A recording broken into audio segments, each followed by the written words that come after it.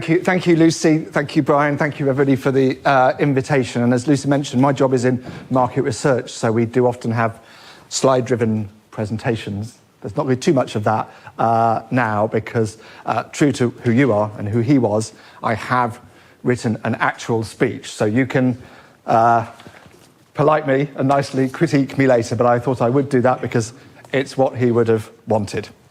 So, countless times a day, audiences the world over are being subjected to speeches, presentations, sermons, briefings and lectures that are inaudible, incomprehensible or uninspiring. And when it comes to inflicting maximum pain on listeners, there are few styles of speaking more stultifying than the modern slide-driven presentation. You can see why I didn't do that too much anyway. So that was him in his heyday, in the book Lend Me Your Ears. He loved working with people to help them communicate better. And he loved the development of this speech writing community that you're part of, coming together to share ideas and best practice. And he didn't always love PowerPoint. More on that later. In recent years, he hadn't been so well. He lived in a town called Wells in the west of England. And Brian had organised one of these events over at the other place, that is Cambridge. Perhaps some of you were there. But, and I'm not quite sure how he did it, he navigated a series of bus, tube and train connections, and he made it there and back. Because being at this kind of event with you guys was absolutely what he loved and cherished. Oh, is it not going? All right.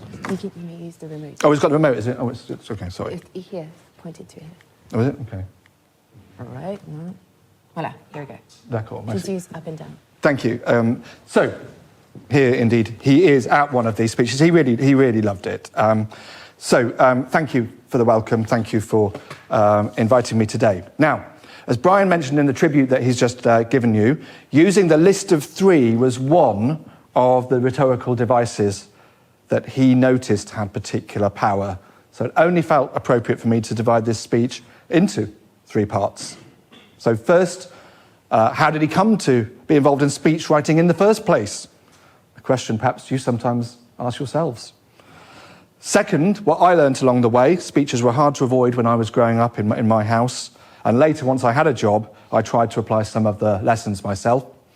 And third, some recollections of his favourite speakers and speeches. So in terms of the life, after studying sociology at Reading University, he started his career in the Home Office, which is the quaintly named British Interior Ministry in some countries. And he quickly became disillusioned with how official statistics were being used. And he moved to Essex University. He did a PhD, and it was called Discovering Suicide. Now that sounds rather dramatic, but actually its focus was much more about the uses and abuses of those official statistics. He was, at least at that point, I guess forever I think, was a methodologist in essence, interested in the analysis, the observation, the field studies. He was in a branch of sociology called ethnomethodology, which at the time was just starting to develop, and it wasn't always 100% popular with other academics in the field. Now, Max and his colleagues soon became very interested in the analysis of conversation. They studied telephone calls, they studied doctor-patient interactions, and they studied courtrooms. How did lawyers persuade juries of guilt or innocence of the defendants? The constraints being that it was quite hard to quantify the success or failure. So studying the oratory of preachers and churches was one promising potential avenue, but again, brought with it problems of its own. And then he had a light bulb moment. He was watching the British Film and Television Awards on TV, and he started to notice what prompted audiences to applaud. So rather than say, Only Fools and Horses is the winner of the Best British TV Comedy Award, it's better to say, the winner of the Best British TV Comedy Award is Only Fools and Horses.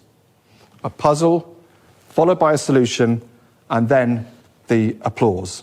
You attract the audience's attention, and then you make it clear when they can start clapping.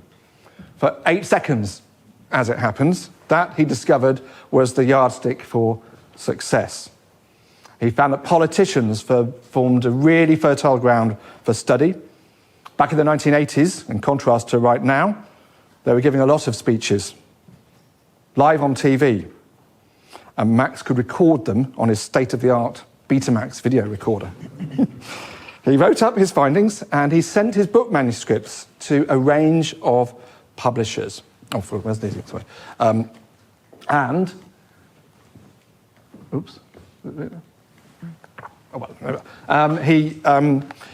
He joined the honourable ranks of many eminent authors, from J.K. Rowling. Does it click? Oh, it's these ones. Sorry, here.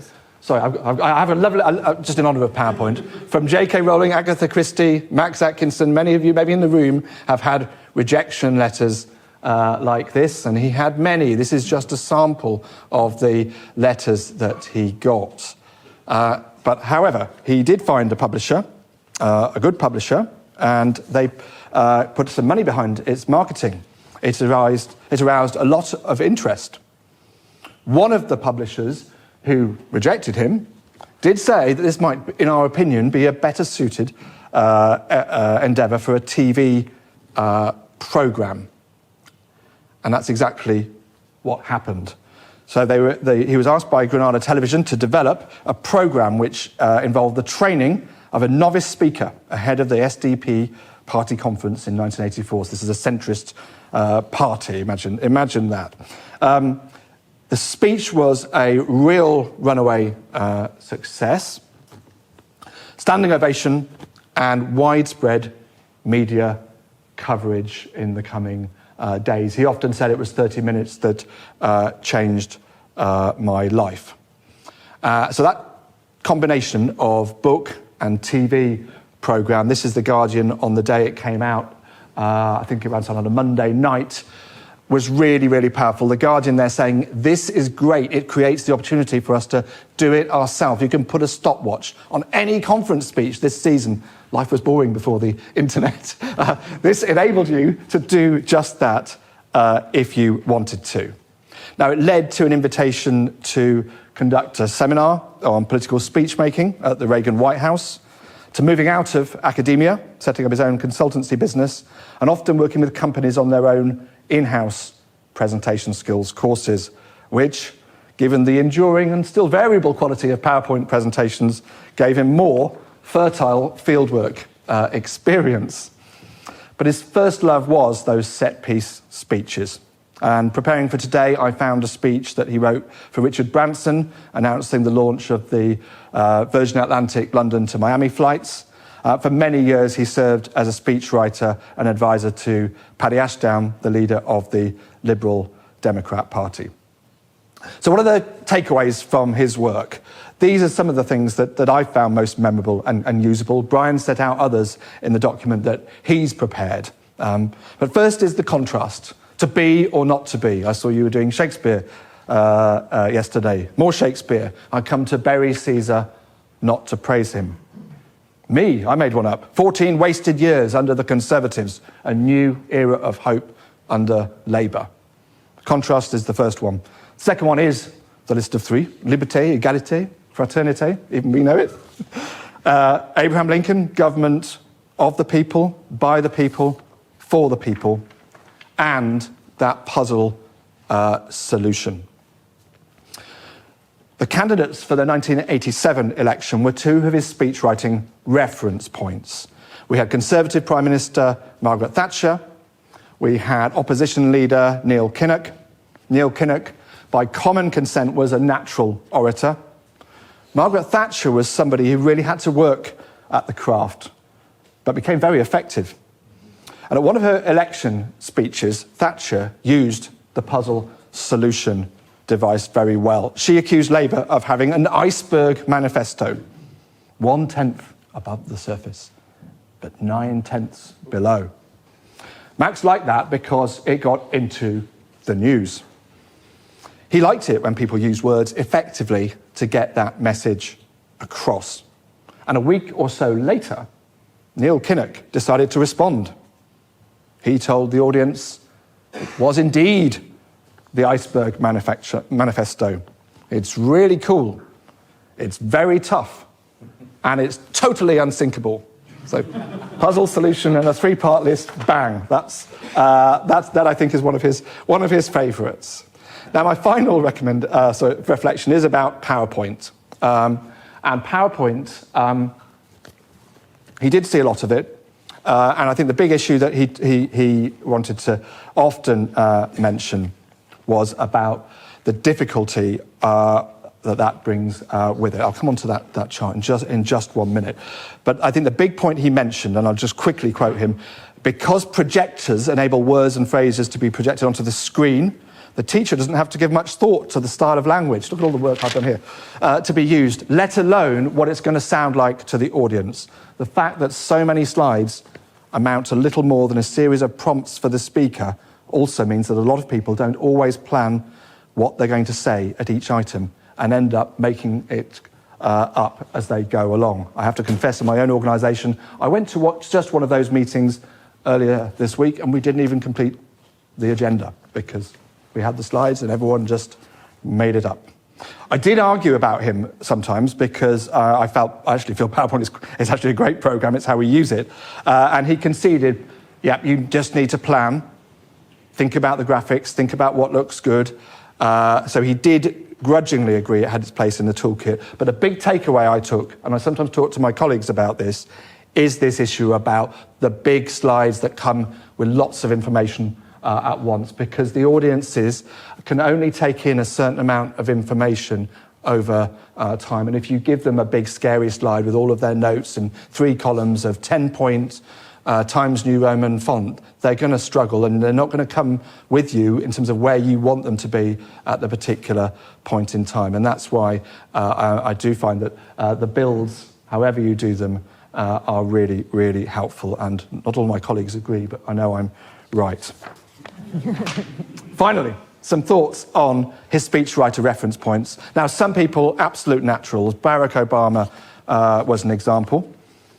Ken Livingstone, some of you, the British colleagues, may know him, former Mayor of London, he was pretty good as well. I mean, he's one of a number of people who are actually quite disdainful about pushing out how you can apply these approaches in a structured way.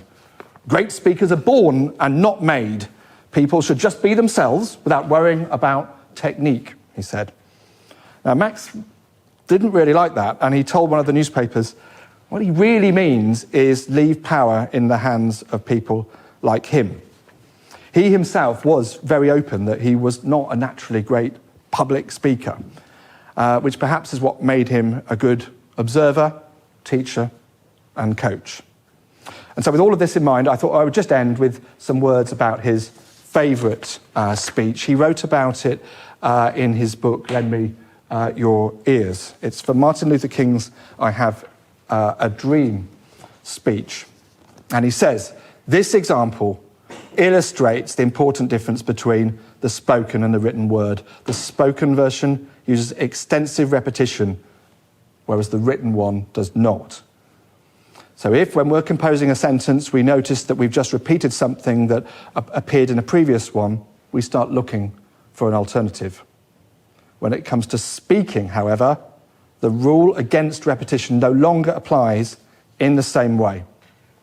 So to illustrate, the 6 dreams that articulated towards the end of Martin Luther King's speech in Washington in 1963 were each made up of a full sentence. If they had not repeated, I have a dream, at the start of each one, it would be much less clear to the audience that each successive point was a component of the same overall dream. I have a dream that one day this nation will rise up and live out the true meaning of its creed. We hold these truths to be self-evident, that all men are created equal. I have a dream that one day on the red hills of Georgia, the sons of former slaves and the sons of former slave owners will be able to sit down together at a table of brotherhood. I have a dream that one day even the state of Mississippi a desert state sweltering with the heat of injustice and oppression will be transformed into an oasis of freedom and justice. Thank you very much.